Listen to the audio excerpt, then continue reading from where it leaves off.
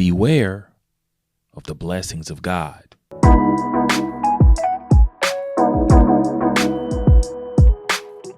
Hi, and welcome to Faith in Front. You might be thinking, why would you say beware of the blessings of God? Sounds like a warning. Well, that's because it is a warning. What I found is that when God has been good to you, that's a good thing. But the warning is this: when God is good to you and you're just basking in the blessings of God, maybe, picture yourself, in the pool, you're on some type of, floating device, and you're just basking in God's blessings, not really aware that you are floating away from him.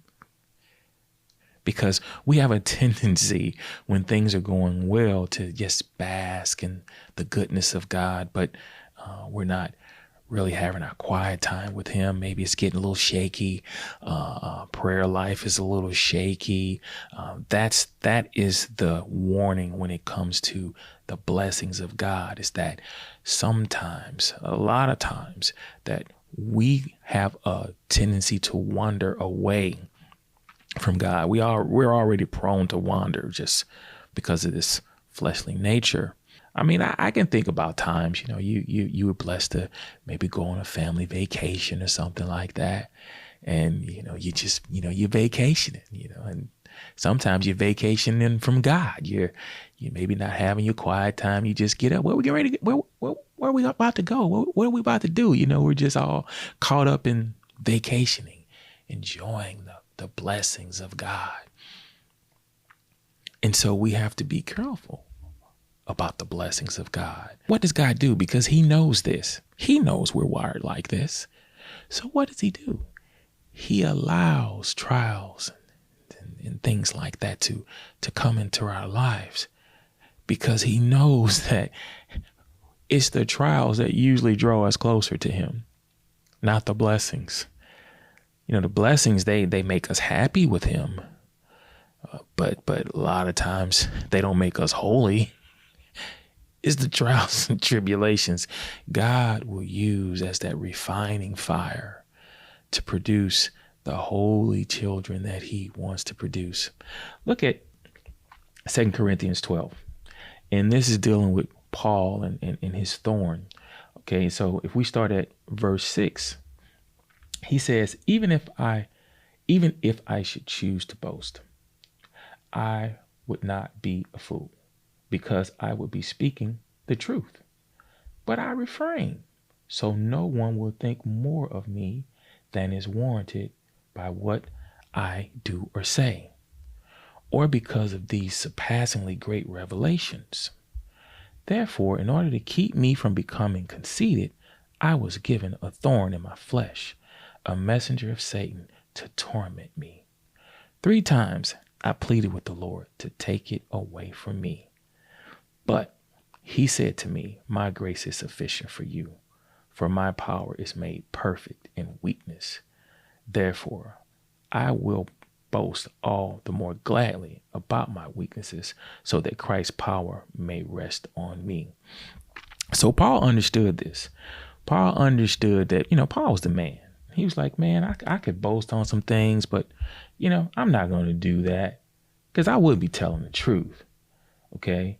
And God was really blessing Paul, giving him great revelations and things like that. It says surpassingly great, revelations. But he says, therefore, in order to keep me from becoming conceited, he was given a trial, a thorn, to keep his feet on the ground. Because see, when God is just blessing us spiritually, materialistically, I should say, from a material standpoint, giving us things, he can bless us in both ways. We can become conceited. We can drift away. So what does he do? He gives him a problem. And Paul asked him 3 times to take it away, but he didn't. God says, my grace is sufficient. Why? Because For my power is made perfect in weakness. So God is going to give us trials and tribulations. He's going to give us things, physical problems, financial problems, family problems, just whatever it may be. He's going to allow those things because he wants us to see the sufficiency of his grace. And it is true. A lot of times our trials and tribulations are his mercies in disguise because he knows our character. He knows really how messed up we are. Sometimes we'll look at other people and go, oh man, how could they do that? How could they be like that? And God is looking at us like, the only reason you're not there is because I have kept you in a position that has not uncapped your messed up character and your messed up ways. So a lot of times he's just fencing us in and protecting us with problems, with trials, because he knows that if I give you everything good and give you everything you want, yes, you will be probably of no use. We know that's like a spoiled child, right? We, even as parents, we don't give our children everything they ask for because we know that can produce a spoiled character. Well, God's the same way.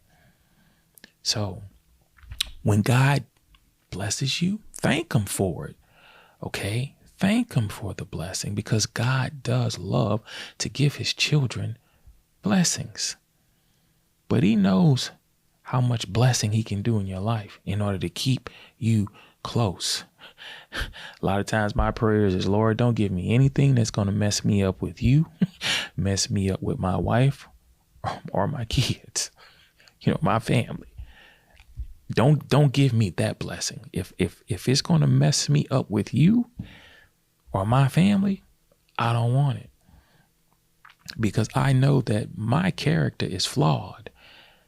And God knows just how flawed my character is. He knows just how flawed your character is. So beware of the blessings. Thank God for his blessings. But have the discernment about yourself enough to know, hey, I need to keep praying to God. I need to keep praying, have my quiet time, fellowshipping with the saints.